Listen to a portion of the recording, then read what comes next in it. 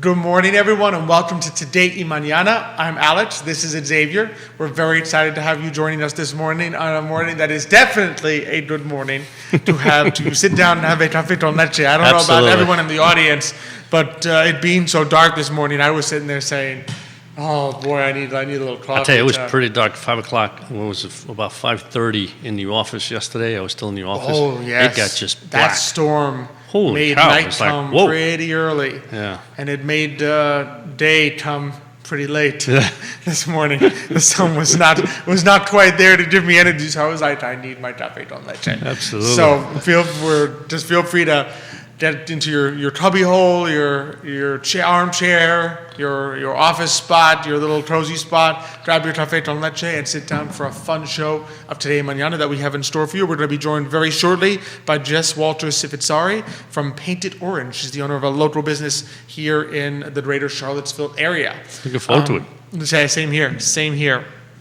I always love when we have on the artists, being more of a writer, I really appreciate people who know how to make beautiful things that visually. Exactly. Yes. Yeah. So I can only write about how things look, and when you can't actually make them. When I attempt to do it in real life, I put a house on a hill and a couple stick trees, and it doesn't quite come out the same way.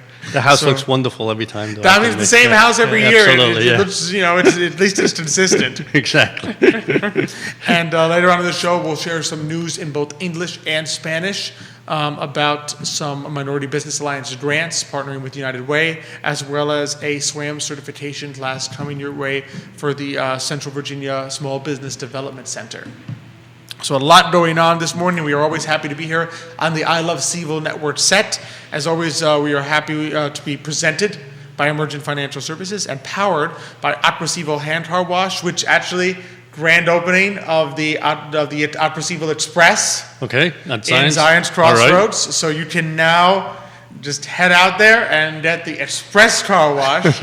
If you happen to be coming off Zion's Crossroads, 64, that's right. There's a lot. There's a lot of interlocking highways that end up at Zion's Crossroads. So you can go in and out. It's more of your quick alternative, whereas Aqua CVille Hand Car Wash here in Charlottesville is more, I really want to get a good wash on my car. I'm going around, the inside's a little dirty. I'd like it to be a little, underneath the car. The really thorough, your car's going to be sparkling clean when you come out of there. So you have now two alternatives that you can choose from. Of course, we're always presented by Castle Hill Cider. We had a chance to visit out there this weekend. So beautiful. No, it is a stunning place. So really good. They have their Serendipity cider, which is really great, as well as now they swapped out the Sage Apple Crumble is now a Sage Apple Crumble ice cream. And the dessert. So just an ice cream with the flavor of a Sage Apple Crumble. Wow. And the dessert is now, the non-ice cream dessert is now a lemon rosemary tart. Oof. So that goes well with any cider. It goes well with any cider. So definitely be sure to go visit, enjoy a beautiful. They're open now until 9 p.m. on Sunday, so from 12 to 9, as well as other days on the weekend. Yeah. So it's great because let's face it, given where the weather is now and it's light to late. It was gorgeous. It's gorgeous. It must be great. Because there's always a nice breeze up there too. So even if it's like a warm day, by the time you get up there, you're getting a cool breeze. Yeah. I was outside. I'm like, I'm sitting outside. Cool or warm breeze, it doesn't matter as long as it's the breeze, right? Yeah, as long as it's a breeze, it's true. As long as it's a breeze. And of course, we are always presented as well by Serious Craddock Insurance, by the Jim CVille, and by GBS Financial Services. So we're always partnering, I should say, especially since we have a Spanish segment today. We were always partnering with Forward Adelante, the premier Latino networking group here in Charlottesville, Virginia. So I don't know about you, but I'm excited to get right to today's first guest. Absolutely. I think it'd be a great idea. Same here. So we are really excited to welcome to the show Jess Cifizzari. She is the owner of Painted Orange. Jess, thanks so much for joining us this morning. Good morning, Thank Jess. you guys for having me. It's great to be here. It is a pleasure. And we haven't even started, and you have some fans here. Does Dani Rivera says, she is having her café con leche. Yes. God bless you. This is the first guest that confirmed live on air that they are having. There's somebody else other than Alex that has café con leche. Exactly, who has the café con leche. Dani Rivera says she's having her café con leche and excited to listen in on my friend Jess. She is one amazing lady. Thank you so much, you. Dani. I hope you are enjoying your café con leche. Dani is also an amazing lady who's doing some amazing things out in Orange. If you guys need somebody to talk to about fun stuff in Orange. Okay. I said we have a future guest then. Yeah, absolutely. Absolutely. Oh, fantastic. So, Jess, for our audience that doesn't know you yet, tell us a little bit about yourself and how you came to start Painted Orange. So I am an Orange County native. The business is there in Orange. Painted Orange sort of came about. I worked for 20 years in the disability community, really doing lots of things related to that, and I just sort of got burnt out, and I went, I need to do something fun. Right. I need to do something that sort of energizes and refreshes me, and I sort of looked around the community and I went, okay, we need more recreational stuff. I have 2 kids, and I just spent 2 years at home with them, and it really opens your eyes to sort of what you need more of. And we need places in Orange where you can take your kids, you can do something fun. And so I opened the studio. It started with take-home kits, while people were still home. And now it's a place where you can bring your kids, you can come with your retired friends, you can and it's a space for anybody. And the idea is to make art and arts and crafts and all the different things accessible to anybody who wants to come in and try them. We sort of talked before the show about, doing craft projects and how you sit down with your kids and it takes you 30 minutes to get it set up, and then they do it for 5 minutes, and then not only are you left with this big cleanup at home, but you've also got like $150 worth of art supplies that your kids are never going to touch again because, oh my God, Mom, I never wanted to paint with acrylics. You did yesterday, And so I tell parents, bring the kids to the studio, let them try it out. We've got everything there. We've got the glazes for ceramics. We've got acrylics. We've got watercolors. We've got anything you can put paint on. We're going to put it on there in the studio. Let them try it out, see what they like, and if they commit to it, then you can get it for yourself at home. Exactly. So it's a chance for people to sort of do different things and have fun doing it. That's fantastic. So what are some of the different activities that people, adults and kids, will often do there? So we have rock painting. I'm not sure. Wow. Everybody loves rock painting. Ceramics, where I have functional pieces, the bowls, the coffee mugs, the beer steins. I was just at Ix a couple weeks ago and we did a session on glazing beer steins. Oh, that's awesome. Lots of fun. But then I also have, the little statuary pieces or necklaces or earrings, stuff like that that's more fun. I have coffee mugs with travel lids. This is one from the studio. I like that. So they actually paint the mugs themselves? They paint the mugs themselves. I've got all the glazes, and you take it home. I've got acrylics where we can paint. We do something that I call Art with Your Adult, which is sort of an expanded version of a Mommy and Me class, so that a kid can come with any adult in their life that's important to them, and you do a partnered activity.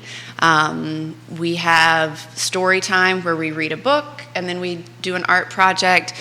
Those are mostly for kids. For the adults, we also do a book club, which has been really fun. We're coming up on 1 year of the book club. But you have the month to read the book, and then we get together and we have some wine and refreshments. But you create a piece of art that the book inspired for you. So you have this collective experience of having read the book, but then everybody takes something different away from it. And so all of the art that comes out of that is really neat. We do guided sessions where we get together and paint. I have the acrylic pour stuff. I have art teachers who come in and do things. We did a block, special sessions. Yeah, special sessions with local artists. We did a block printing session back in December, and then it's also a gallery space. So I'm featuring local artists in the studio to showcase their art and that sort of stuff, because there's so much talent and creativity in Orange and around the area that it's exciting to be able to offer that. So. No, I'm just curious, but so with the book, it's does everybody read the same book? Everybody reads the same book. And is it a book about? Is it a fiction book? A book about art? It's generally been a fiction book. Okay. We did do a book of poetry, which was really interesting because then everybody chose a different poem and went with it from there. But I mean, we we've glazed pieces that go along, because I try and get something that matches in the story. We did a story about family where they were cooking, and that was something that was really important. So we got big platters and we glazed platters, because then you come together and you eat and you do those sorts of things. But yeah, it's just a really fun experience, and watching people create things. And I'm doing day camps for kids right now. So last week, I was really excited because it was the abstract week. And so I taught 2 9-year-olds about Kandinsky and Mondrian and Jackson Pollock. And I'm thinking, these are my favorite artists, but are these kids going to get into it? And I'll bet you they loved Mondrian. Splatter painting, that's fun, cool, whatever. But they wanted to make the lines, and they wanted to replicate those things. I'm going, okay, cool. Yeah, I'd rather throw the paint, but watching them, I sort of said, you just throw the paint, and they went, well, what are the directions? I said, you just throw the paint, and realizing that they could just go for it. Right. They just opened up, and it was wonderful to watch the creativity just flow out of those kids. Wow. That's fabulous. Remind you, I think it was Picasso who said that he spent his whole life learning how to paint like a child. Yep. And so first you give it to the kids, and they're like, I already am a child. I know how to do this. Exactly. So watching the kids, and then also watching adults, because adults are much more critical of themselves. They come in and I'm so terrible at that. There's no way I could do that. Look, have a glass of wine and let's talk about what you can do, okay? We loosen up a little bit, we have a good time. So yeah. I think that's the important thing, right? It's just to let yourself go and just do something and see how it comes out, right? Yep. Because if you start thinking about, I can't do that, or I can't do this, you never even try. Well, and there's 2 things that I tell people. One, you have to be willing to suck at something new. If you ever want to be good at it, you have to be willing to be bad at it. And you're going to be really bad when you start. And I keep some of my first ceramic pieces in the studio because I kept them because I thought, these are amazing. These are so good. And I look at them now and I'm going, oh my God, I can't show this to anybody. It's terrible. But I want people to see that. And also, the creativity is there. You can do it. You just have to be willing to try, and you're going to have a picture in your head of what it's supposed to look like. Whatever you're doing, if you're glazing something, if you're painting a picture, whatever, you're going to have a picture in your head. And I tell people, there's somebody in your life who doesn't have that picture in their head, and they love you, and you can give it to them as a gift, and they either have to use it or hang it up in their house. So, if you don't like your art, give it to somebody else, and they'll think, oh my God, this is amazing. It's wonderful. And if they don't think that, they love you enough to keep it anyway. So, it's a win-win. It's a win-win for everybody. Exactly. That is good advice. I have to remember that. Yeah. That's good advice. That's really it's why you have all my, your artwork. My mom still have all my old cards, even Absolutely. though it's just the same card every year. Absolutely. You were going to ask? No, I was just curious about the rocks. I mean, you just paint them all? Do you paint the face on them? Do you put, or it's whatever you want to do? You can put whatever you want on them. Okay. Again, kids, I do a lot of events in the community. So I do the street festival. I just did the 150th celebration of the town of Orange, and we have the rock stuff there. Because kids love it, they see this rock and it is something to them. We look at it and we're like, okay, that's a nice rock, but they see it and they go with it. Some of them write things, they make faces, they write little messages, they do whole landscapes on them. Wow. I mean, the creativity is there, and I always give them a bigger rock and then some little rocks. And one kid made his whole family out of rocks, and there was little faces on all of them. And that's cute. I never thought of that. That's cute. Yeah. And those markers. Yeah. So do they bleed after it? They hit water? No, they are. So I have lots of different stuff in the studio. The acrylic markers are really great. I recommend these to parents. Especially if your kid really wants to do stuff at home, because it's acrylic paint in a marker. Okay. And so it goes on and it dries really quickly, and it's really nice. They're also nice for people with dexterity issues who might want to paint, but they can't hold a paintbrush or they can't do those kinds of things. Okay. Because again, that's something that I'm looking at, is making it accessible to everybody. So if you can't hold the paintbrush or your hand shakes or something like that, the acrylic markers can be a nice alternative for that. So. I didn't know they existed. That's really nice. We got a great audience question from Kevin Higgins. Morning, Kevin. Thanks for watching the show this morning. So he asked, so obviously, it's never easy being a small business owner. There's a lot of challenges and tough times. What kind of motivates you to keep going and through some of the challenges? Seeing the need in the community. Orange is a small town and it's a great rural community, and there's so much of that there, but we needed something recreationally to do that was local, because I want to keep people in the community. Coming to Charlottesville is great. I come to Charlottesville all the time. I love Charlottesville. But we also want people, as a business owner, as a taxpayer, as all of those things, you want people to stay within the community and to feel like they have options in the community, because those are the things that will encourage people to move there, to be a part of the community. Exactly. And so, that's what's important to me is I've worked really closely with economic development in Orange, with tourism, with our Main Street program. All of those different organizations are so supportive of having things like the studio there, because it adds so much value to the community. So that's what keeps me going in the hard times. That's fantastic. I love it. And we talked about it too. I mean, the beauty also is that there are reasons people go visit Orange and just have something else to go see there. Yeah. You always did, and we talked about this with Charlottesville a lot, but it holds true for Orange too. I mean, if you can get people that visit from outside, you collect, they spend their money, they patronize the local areas, and then they go back. Right. It's a tourist thing, and another thing I tell people is be a tourist in your hometown. That's right. You stayed home for a while. Go out now, discover what's Exactly. in Orange, Yeah. see what's there, because that never hurts. You can spend a weekend doing a lot of really fun things, and that you might not otherwise. Once in a while you forget, because you're always leaving town when you're going away for a weekend, and once in a while it's like, there's a lot that goes on in your own town. Exactly. That you should probably say, hey, I could take advantage of that. I don't really have to drive or, Exactly. And you want to take advantage of it before it's too late. I remember it was only after we moved from California here to Virginia that you look back and say, oh, I should have seen that. Like, we lived 20 minutes away from that. I should have gone to do that. I should have gone to see that. Right. So you don't want to be like that. You want to, when you're living in a place that has these great opportunities, see these places, visit these local businesses, do these fun activities while you're actually living there. True. And we always say that, like when we lived in New York, right? I mean, it's I never went to the Empire State Building or back then the Twin Towers, etc. Until family came, and then you went and you showed them, and they would ask you questions. You say, I don't know, I've never been here. It's like, where do you live here? I said, I see it every day. But going there is a different story. That's right. It's important. It's important.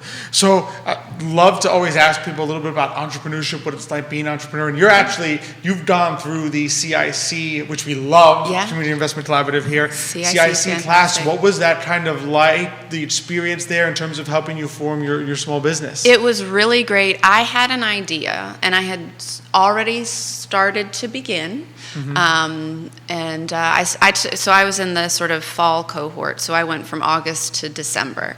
I opened my business, the physical location, in October, and it was great to hear all of the things and have someone say, no, you have to do this part of it. You have to get the potential customer feedback. You need to be talking about these things. And some of the stuff that I do in the studio was born out of those conversations that I had with people about what they wanted to be able to do and have access to and those sorts of things. So it was really fantastic. And part of the CIC class is you have to pitch your business in front of everybody. And as a result of doing that, I mean, people who know me know I love talking about what I think is important, which is me and my business. But it helped me sort of hone in on what I wanted to be saying, and I felt confident enough. I pitched in the Quad County Business Summit.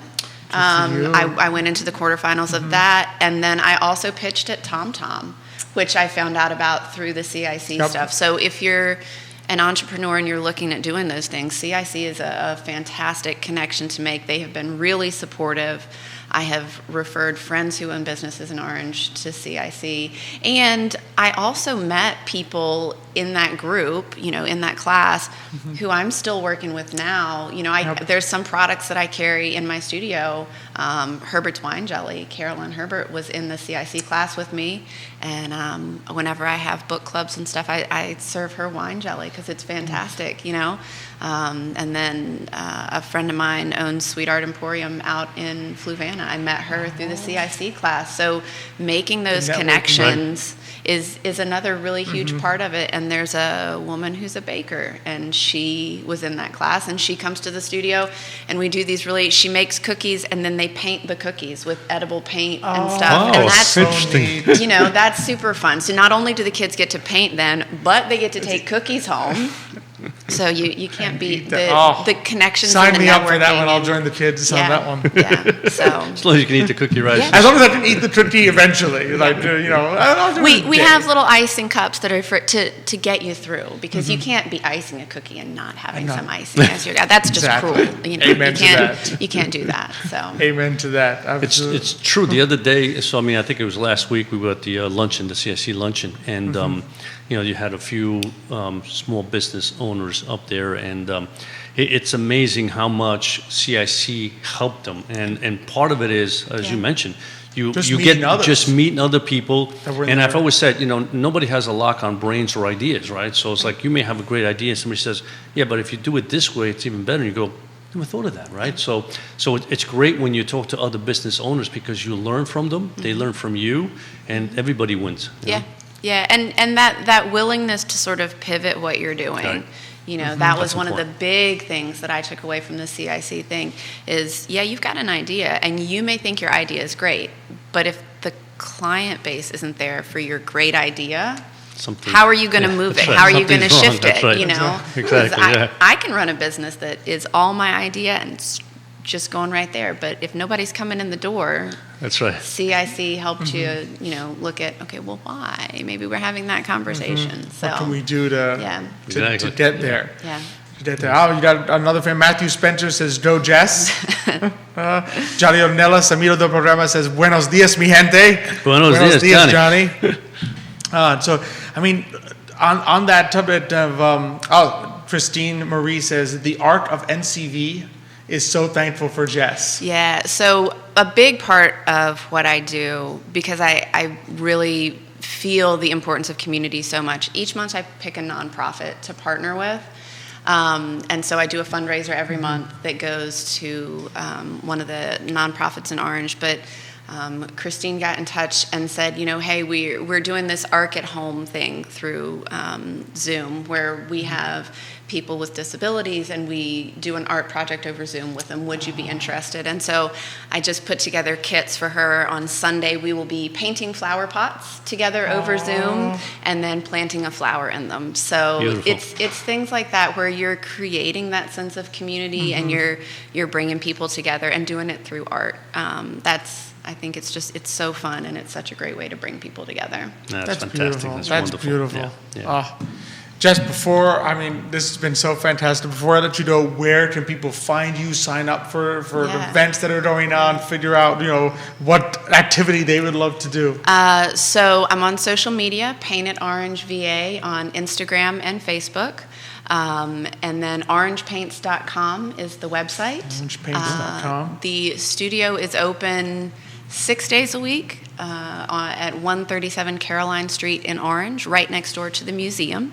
And then my phone number is sort of all over everything out there, so people can get in touch. We're there. I do private parties. I can come to you. You can come to me. We can make it work. But my goal is just to get people creative and meet them where they're at. So Let those creative juices flow. that's right. Exactly, That's right. fantastic. And supporting nonprofits, helping the local community. This is just, excuse me, the beauty of small business. Exactly. The beauty of small business. Jess, thank you so much for Thank you joining very us. much. It's been an Yeah. absolute Thanks, pleasure. guys. Absolutely. Yeah. Thank you. I kept looking at those rocks. I said, I got to paint one of those. I can leave some rocks. Right up my alley. Paint. Thank you, guys. Just thank you you, so Jess. much. Thank you.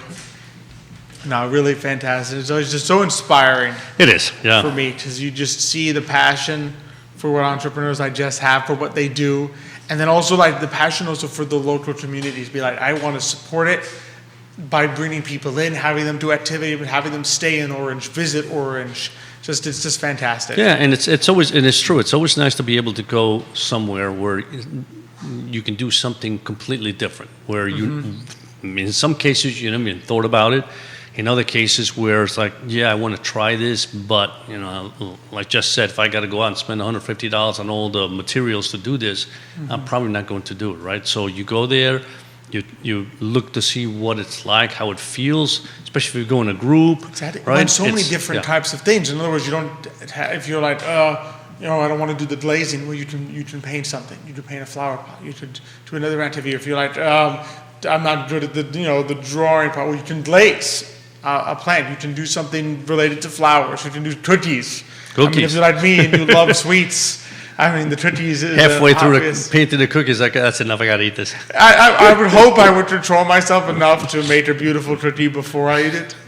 But, I enjoy it for like, half an hour. You can't make it too beautiful. Then you gotta bite into it. It's like, uh-oh. Well, I'll take a picture of it and then eat it. Of course, I know you wouldn't make it too beautiful anyway. You and I are in the same boat. It would be a house on a hill. It's like, this is ugly. Let's eat it. It would be a house on a hill or a little vase with flowers.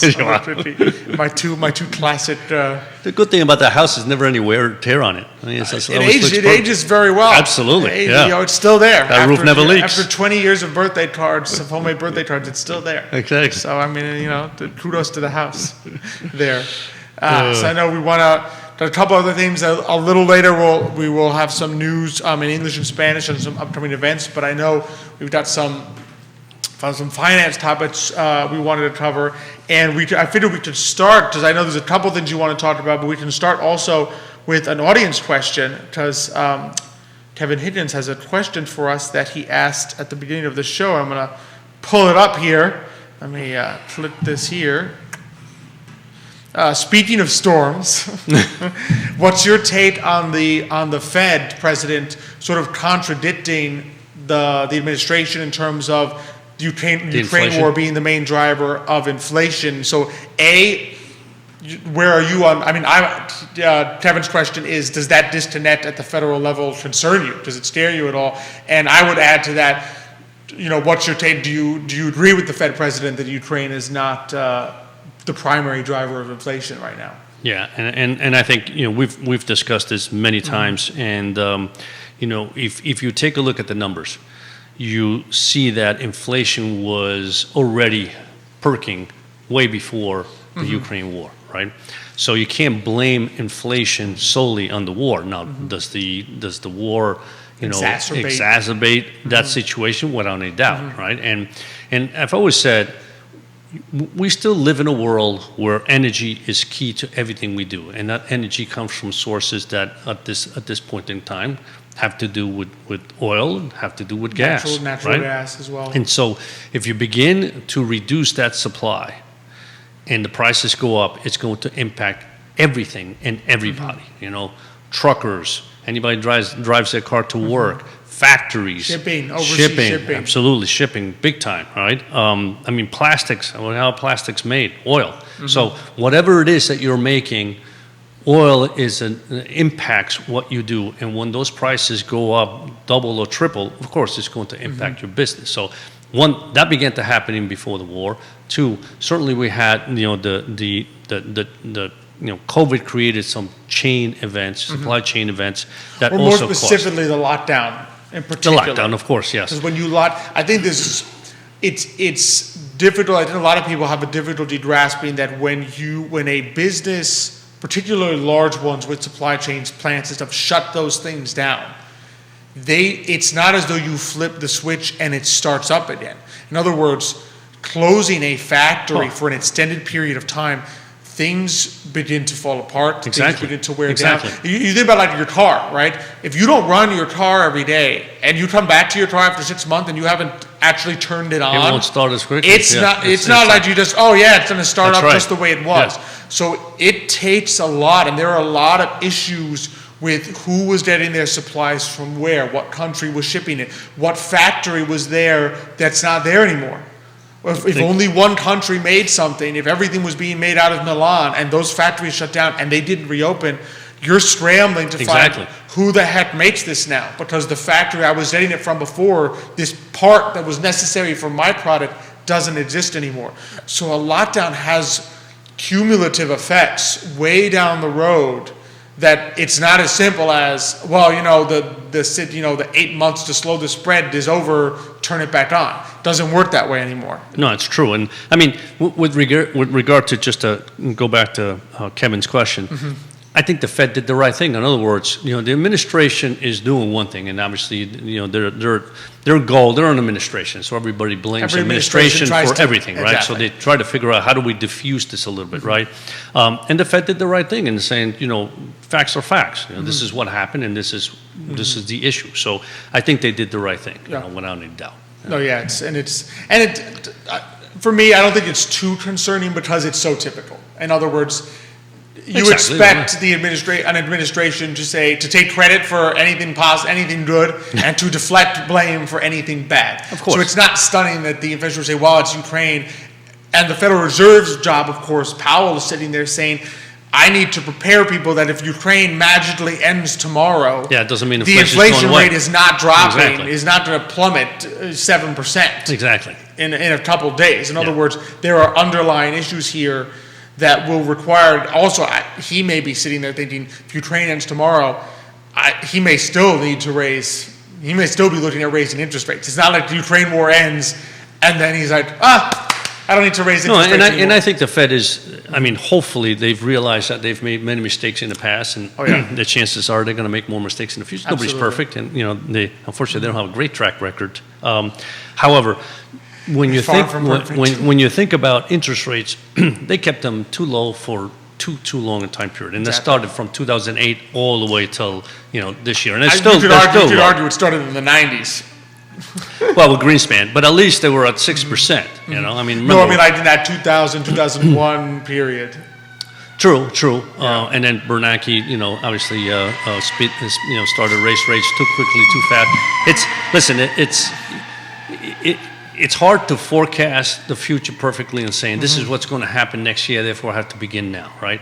The only question is that when rates are so low and you make money so cheap, then of course the economies they're churning along pretty quickly, right? Yep. So there's just, talk about storm, it just kind of felt like there was a perfect storm here where, energy prices rose for obvious reasons. You had the chain events, and then you have all the stimulus that came into people's, hands, and it's like, what am I going to do with this money? I still have a job, I'm still making money, and now I got all the stimulus package, boom.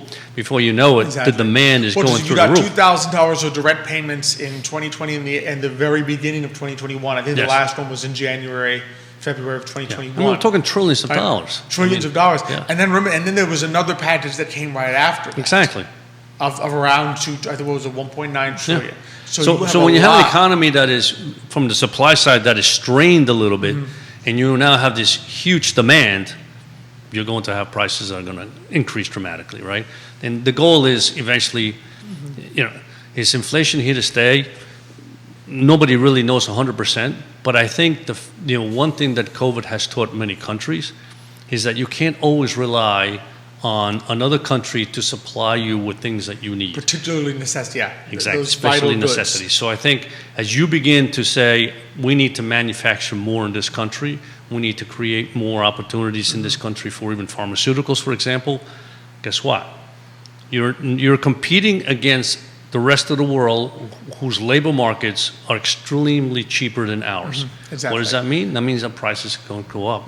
But I think Or over the not long go- run, or at this point not go down, which is Or kind not of go what down. we talked about. But, Like, yeah. the expectation shouldn't be that these price levels are going to are going to go down, decrease. yes. But, and as you mentioned a million times, right, the key isn't that we're going to see a negative inflation rate and say this is great. I mean, it can happen in, obviously, gasoline prices and Yes. things of that sort, right? However, the key is you don't want prices to continue to go up. It's that Exactly. continuous inflation of, 5, 6, 7% that really And drains. we can see it in when we run financial plans. If you put a one-time inflation hike and then inflation is steady, so like your prices go up 10% one year and then they stay the same, the plan actually tends to be okay. Yeah. What kills people's finances over the long term and drains their retirement savings is if prices go up every 3% single year after year, 5% year 5%, after yeah. year after year after year. That's what really drains it. So, yes, the price level has done up tremendously. If it stabilizes at some point, it will not be as, you will not be as bad off as you are when it's continuously increasing. Exactly. So that can be dealt with. I mean, the goal always is that you want your savings, your return on your savings to grow slightly faster than inflation, and you'd love to have your wages grow at least at inflation rate, so that you're not draining. Because once one or the other, I mean, whether your savings or your wages are lower than inflation, you're in trouble, because you are draining. At this point, if your wages are lower, they're not keeping up with inflation, you're going to be draining on your savings. Your purchasing power vanishes. Exactly. Yeah. Absolutely. No, Jessica Royal, thanks for watching the show this morning. Another viewer that we have this morning. And I mean, we've talked a little bit about the Fed rates. I know you wanted to talk a little bit about some things you're seeing with rates. Well, certainly, I mean, literally over the last 3 or 4 days, I mean, interest rates have dropped almost 0.5%, right? And you sit there and you go, what has happened? It's not like the Fed lowered rates, right? And that's kind of a key point. If you think about what the Fed's done, they've raised rates by 1%. You look at the yields in the 2-year, the 10-year, the 30-year mortgage rates. You look at mortgage rates went from 3% to about 6%. That's a 3% increase, and you go, but the Fed only did raise rates 1%. Why is that? That's called expectation.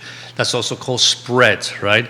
And so over the last 3 days, you've had rates drop by about 50%, literally almost across the board. 50 basis points. 50 so basis points, sorry, 0.5%, yes. 50 basis points. And you have a 2-year, for example, is down now below 3%, which was at about 3.42 only about 4 or 5 days ago.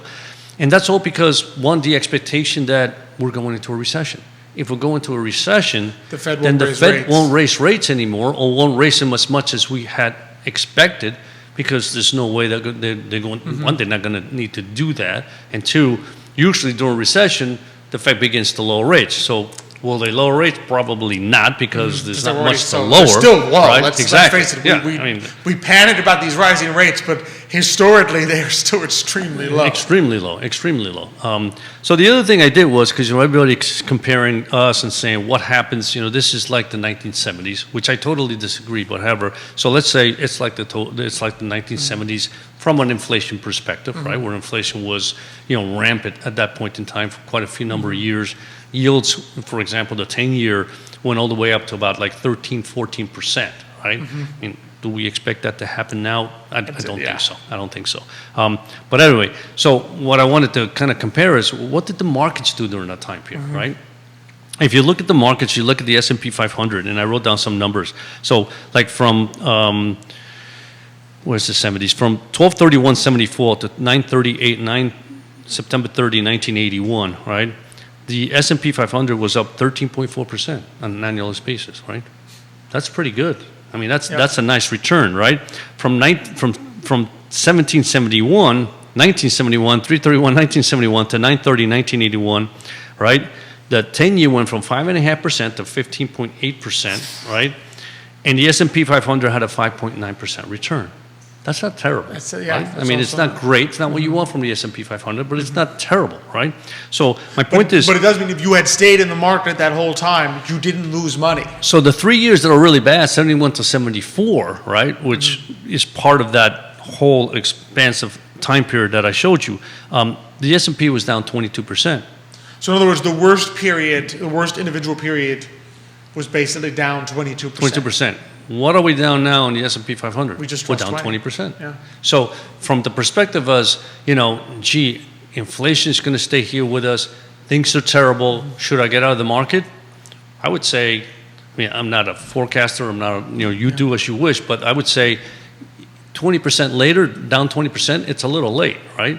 And the other thing, and we've talked about this a million times, and I think it was Nicholas had sent an email with respect to that, and you probably remember Nick that said, more. He sent us, as a firm, of course, we as Emergent Financial Services, we talked about this a lot. Where's the economy going? What do we think about rates? What do we think about the markets? And Nick sent to the partners, he sends us that the 4 best days in the history of the stock market were Jerry was looking at it too. Nick he posted on Facebook too. Nick, the 4 best days in the history of the stock market occurred during the Great Depression. And if you add in the next 2 best days, the next 2 best days in the history of the stock market, the S&P 500 here, occurred in the Great Financial Crisis. Yeah. So in other words, basically the 2 worst recessions in the history of the United States, since the 1900s, since the year 1900s, the 2 worst recessions in the United States contain the 6 best days in the history of the stock market. Explain why that is. It really comes down to, Jerry's question is, why is that? And in many ways, it comes down to the fact that because the markets are so down in these periods, you have these days and opportunities when people they go in and buy. Something happens that expectations turn, like, oh, maybe this won't be as bad as we think it is. The market just shoots up. Again, I think a lot of it is people saying, oh, now's a good time to buy a little something, and it shoots up. And like we've said before, you don't want to miss those days. No, you don't. Those days can make the difference. Taking out the 10 in the past 20 years, ending 2021, taking out the best 10 days of the stock market from your return. In a 20-year period, that's a lot of days. Period, takes you from around 13% annualized return to around 10% annualized return. So you lose 3% a year by having missed 10 days in 20 years. Yeah. And now imagine that there's a good chance 6 out of those 10 days are in the midst of periods of the stock market where the whole thing looks like it's falling apart. And the whole point is you just don't know when that day is, right? Mm-hmm. And so the key is, can you sell and then know exactly when to buy back? And the answer is no. There's no way, right? So always, the most important thing is a nice diversified portfolio. But when you have markets that are down, unless you're in desperate need for money, of course, right? Mm-hmm. Then selling is not a great idea, because over time you'll see that market will come back. And the last thing you want to do is sell now, and then you have 1 or 2 of those days, and you go, oops. If you're not in the market, you're never going to recuperate what you lost at that point in time. It's too late, right? And so, you need to be cognizant of that information of what happens during those time periods, and you just have to be patient. And the issue is that 20 years ago you didn't have the option or the ability to go in and look at your portfolio on a daily basis. Today you get it on your phone. Oh, I'm down another percent. Oh, I'm down 0.5% today. And I think that is terrible. I think people need to shut down their phones and not think about that, and think about, okay, I have expenses. Am I covering my expenses? Is there anything I can do with regard to that area of the economy? Don't worry about your savings, especially your retirement savings. Just let them ride. They will come back. They will grow. If you think about your job or your small business, let's say you're a small business owner, you wouldn't make your long-term financial decisions when it's like, oh, I had a bad day today. Nobody came to my shop today. I gotta change everything because it's I had less. Or so to say, I had 10% less people today that bought something than yesterday. You wouldn't make decisions on a day-to-day basis. I gotta close the doors. I gotta close the doors for one day and open them the next day. See what happens. I'm 10% down. I gotta sell some of my inventory. Yeah. You would never make a decision like that on such a short time period. So you really can't be sitting there day by day. You're just going to drive yourself crazy if you're looking at the market day by day. The important thing, which I think we've talked about before, is you got to look at your portfolio as a whole and say, is this the level of risk that is appropriate for me? If the answer is still yes, then you cannot let the return of the market change your portfolio. The issue is the market return is always backwards looking. In other words, by the time we sit here and say the market's been down 20% this year, that's not the time to say, oh, the market's down. I gotta sell all my risky stocks and go all the way into bonds. It's a little late. It's a little late, exactly. No, exactly. And it's almost impossible to forecast these things in advance. The best stock pickers are basically correct about the same number of times as your average person that's picking NFL fantasy football, right? So I mean, if you can't beat NFL fantasy football as the best stock picker, it doesn't mean they're terrible. What it means is that it's just almost impossible to successfully predict the market. There's so many things that happen. It's when I mentioned, in other words, you have to be right twice. You have to be right when you sell, and then you have to be right when to buy. Mm-hmm. Because at any one of those 2 points you're wrong, you're going to lose, right? Mm. And so, and we made this point very clear, especially to our clients, right? The most important thing of all is having a financial plan, because I know there's a lot of people say, here's the portfolio you should have. And I always say, well, how do you know? I mean, how do you know that's the portfolio you should have? You know, I mean, what makes you think that's the perfect portfolio for you? I've always said you need to have a financial plan. And obviously, the older you are, the easier it is to predict the future, because it's less time, right? I mean, a 20-year-old predicting, you know, when you're going to retire, how much money you need, what's going to happen. There's a lot of ifs and a lot of things that can go wrong, right? So yes, most likely you're going to have a much more aggressive portfolio. But you get to a point in time where the financial plan says, yes, in order for you to achieve your goal of surviving your assets till you're 90, 95, 87, whatever number you happen to think is appropriate for you, right? Then that dictates, it's like, listen, given all your cash flows, given everything you have, you need a 4% that's right. return. You need a 4% return. Therefore, this is the style portfolio you need. It may be a little less risky than somebody else that needs a 6% return, and therefore his has to be risky. So it's great because that's dictating what the portfolio should do, as opposed to here's my portfolio. Put this into financial plan. Put into financial plan. It's like, well, I mean, this portfolio is extremely too risky, and if you lose at the time you need the money, you're never going to be able to achieve your goal, right? Well, if it's a more conservative nature, and when you need the money, you haven't had that loss, you're in great shape. So, again, you have to have a good understanding of what your goals are, what kind of risk level you can take in the marketplace, diversify, make sure it's a well-diversified portfolio. And this is a perfect example. We've seen perfect examples for the last 2-3 years, right? Tech in 2020, it was up 30-40%. The next year, it was down, right? This year, once again, growth stocks, tech stocks, they're down. They're getting hammered, right? While value is up, right? Who's smart enough to constantly switch from one sector to another, right? Especially perfectly timed. Because let's face it, you're sitting there in March of 2020. Is anyone sitting there saying, time to buy tech? Exactly. You know what I mean? The economy's in, free fall, everything's shut down.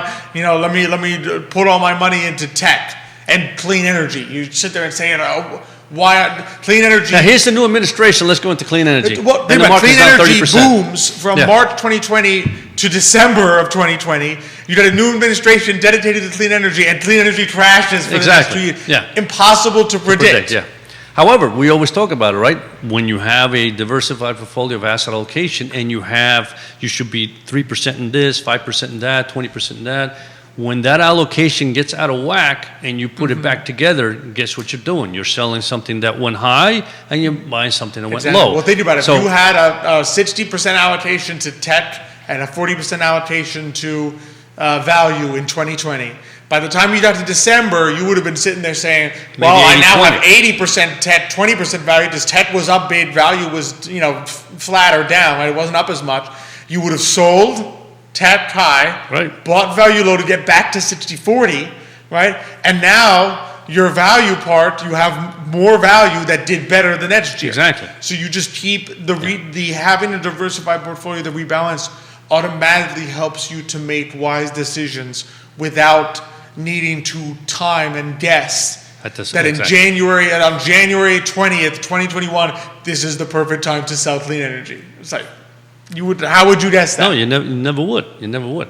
So that's the most important thing, really, is understanding you yourself, what your goals are, what your risk tolerance is, create the appropriate portfolio, and then obviously you have to keep an eye on it, stay on top of it, and at certain times, yes, reallocate and say, I'm good to go. Perfect, So so that's these numbers are always interesting to me because it calms people down, because you know that over the last 3 or 4 weeks, a lot of people just get a lot of phone calls. People are just nervous, and it's just good to have these numbers and say, listen, first of all, you're not down as much, right?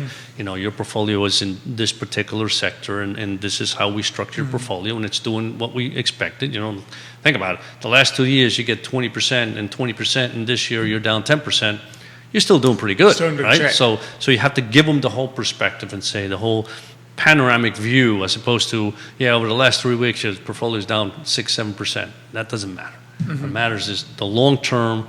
How are we doing? And listen, these are opportunities, and you have no idea how many people I spoke to said, no, I got cash, but this is not the right time. I'm saying, I would say that this is probably a much better time than it was a year ago, right? Mm-hmm. I mean, a year ago, you probably say, the market's up, I'm missing it, I should go in. It's not timing the market, it's time in the market. Exactly. In other words, it's never a matter of, is this the right time? Yeah. Because the odds of you picking the right time are going to be very difficult to do. Yeah. The experts can't do that. Exactly. Even the experts can't do it. You might as well just, go that you're doing your office fantasy football team, and we knew someone that the person who won the person that won the pool didn't even know anything about the team. She just picked what uniform she liked better week by week, and she beat everybody else. Absolutely. But this was in a different company. Different company, and she just picked by the color of the uniforms what she liked, and she won the whole pool. And it's like, she knew nothing about football. She says, I know nothing about football. I just look at the uniforms and say, I like this one versus that one. And she won. Yeah. That's the stock market for you in a nutshell. Pick the logos you like, good to go. Exactly. Pick my logo. And so always fun. Same here. Finance. And definitely we do have some news we want to share. Yes. Particularly with the grants, I know. I mean, last week we remiss in saying them in Spanish, and I said I think we should let some absolutely no. We want to let our Latino audience, Hispanic audience, know about these grants for which you are 100% eligible if you are a Latino-owned small business. And they're still available. And they're still available through June 30th is your last day. It's actually noon on July 1st, but. June 30th, pretty much you want to have your application done. So we're going to do a little bit in Spanish. Feel free to jump in as I practice my Spanish. Muy bien, perfecto. Estoy aquí. Okay, gracias. Bueno, tenemos una oportunidad para subsidios, becas, subsidios, fondos para negocios que son minorías. Entonces hay 10 subsidios de $5,000 al subsidio. Se puede llenar la aplicación en línea o con papel por visitar United Way o la dirección que vamos a poner en los comentarios. Entonces hay una dirección para Minority Business Alliance del Chamber of Commerce de Charlottesville y también por parte de United Way. ¿Y cuántas becas o subsidios hay?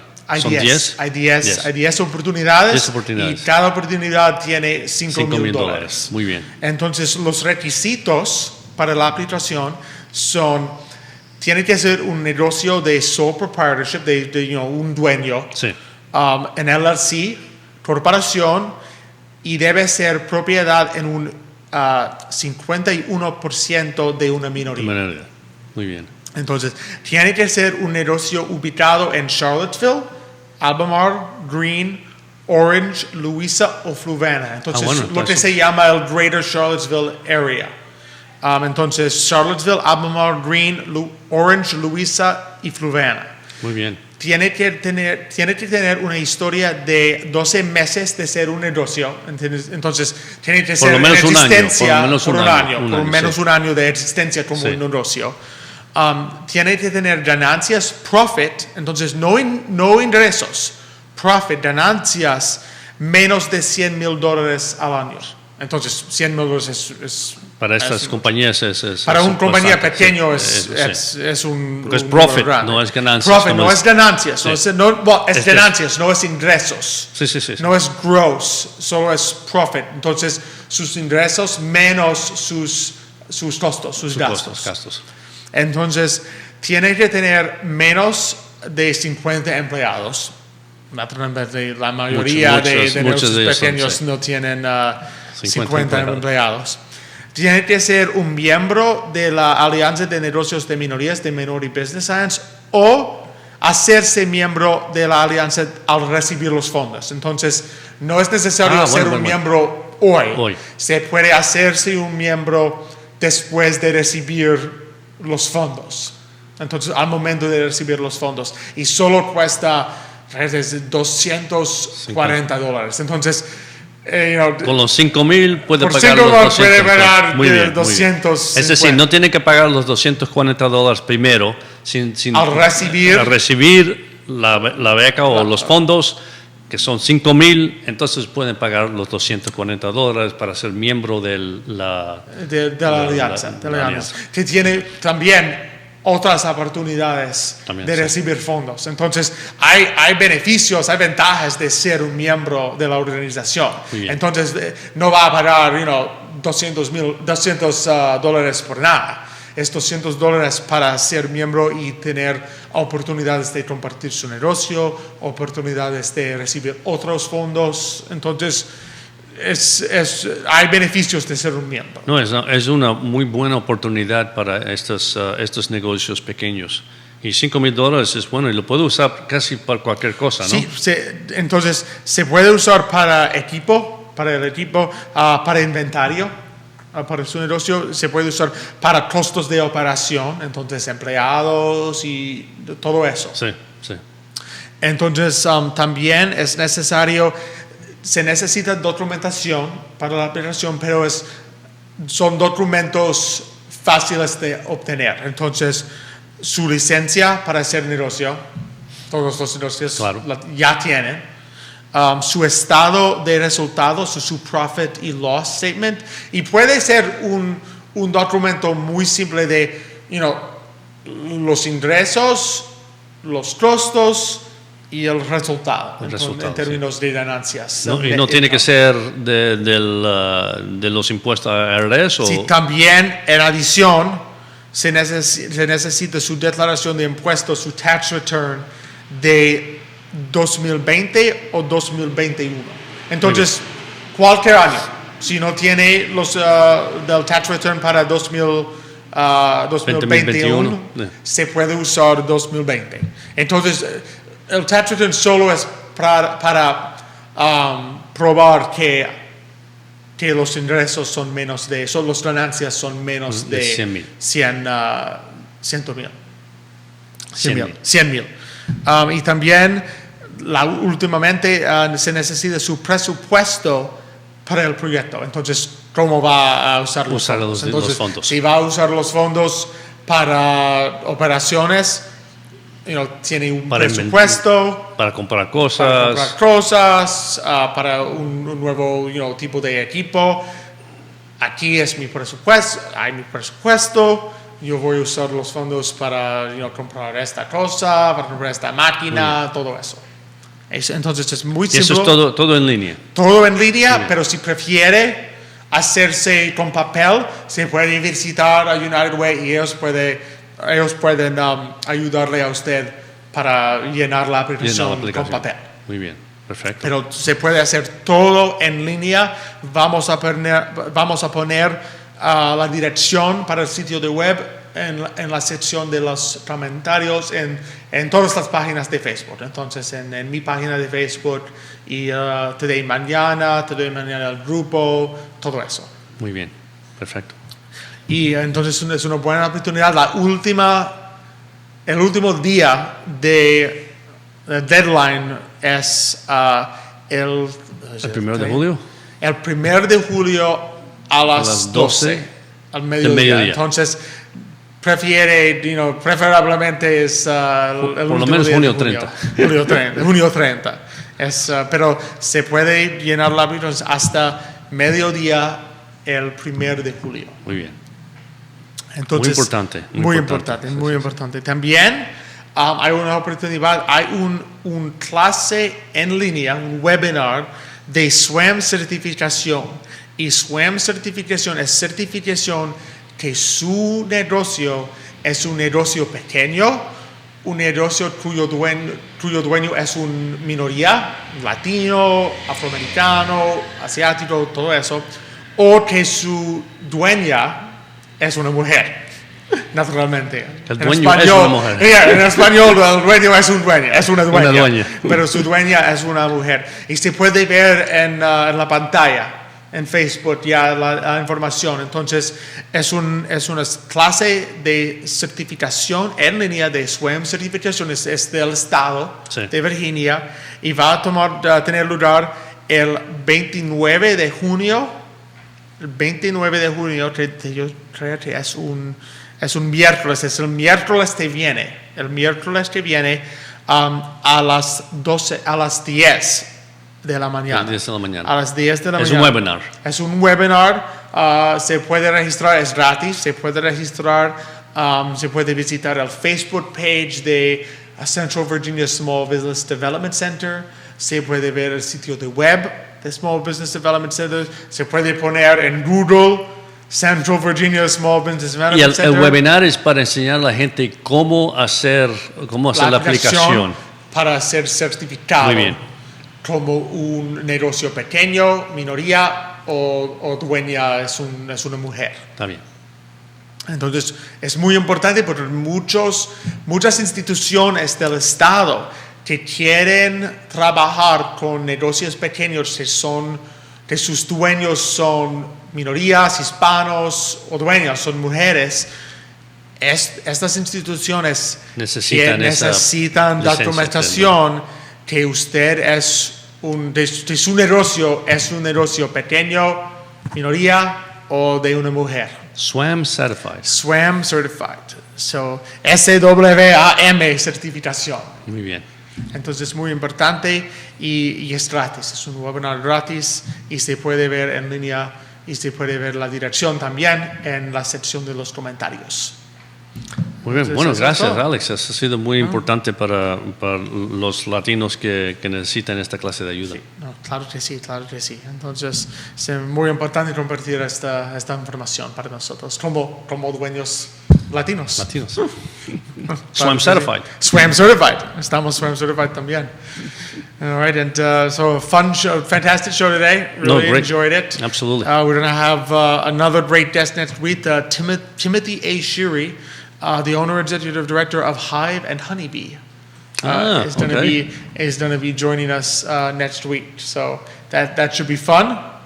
We'll meet. I remember with him. when we had that young lady that talked to us about the bees, right? Not too long ago, and I was telling Jan, your mom, that last year we had like a zillion bees all over our vegetable garden. I mean, it's like I went out there in the morning and it was bee heaven, right? Which is not always great because you're trying to pick things and it's like there's bees all around you. This year's like I see 2 or 3 bees and I'm saying like, where do they go? Well, I mean, it's like, it's not like I sent them away. I still got all the lavender around that they like, but they're not there. They It's just like, moved on. Or? yeah, it's like when they go to the neighbor. It's like, hey, no, give here.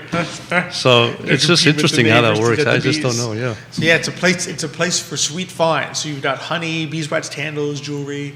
So we'll talk Wow. with Interesting. So it'll be an interesting to talk with a different side. Of course, we had on the business that worked with the honeybees. Exactly, yeah. Allison, I think. Yeah. And now we'll have on Timothy, who helps provide some of the results from the There you are. honeybees. So it'll be another great show next Tuesday. Look forward to being with you on there. Same Just here. really appreciate being here on the set. Jerry, some great questions this morning. I always love when he's in studio. And just really appreciate the work that you do, the work that Nick does to get us our guest and provide us some finance tidbits. I always appreciate being presented by Emergent Financial Services, empowered by Aqua CVille Hand Car Wash, by Castle Hill Cider, by Sirius Craddock Insurance, by the Gym CVille, and by GBS Financial Services for Adelante here in Charlottesville. Just really appreciate the audience. Thanks so much, everyone, for watching, for the great comments and questions. Johnny Ornelas, Danny Rivera, Christine Marie, Matthew Spencer, thanks for joining us. Kevin Higgins, thanks for some great questions this morning. Really And appreciate you it. found one other person that loves café con leche just as much as you do. I can't tell you How how happy you delighted I are. was for Danny Rivera's comment that we actually had our first audience member that had confirmed live on air that they are drinking café con leche. I can't tell you how excited. I mean, I've been saying it for a year, and finally someone's like, yes. I am literally drinking café con leche now. I was like, thank you. So you have made my day, Danny Rivera. So thanks so much for joining us this morning. Just really appreciate all of the audience for your comments, your questions. Continue to send us tips on great businesses to feature on the show. We definitely want to be supporting our local business community here in greater Charlottesville area. Just really appreciate being on. We look forward to seeing you all next Thursday at 10:15 a.m. But until that time, as we always say, hasta mañana.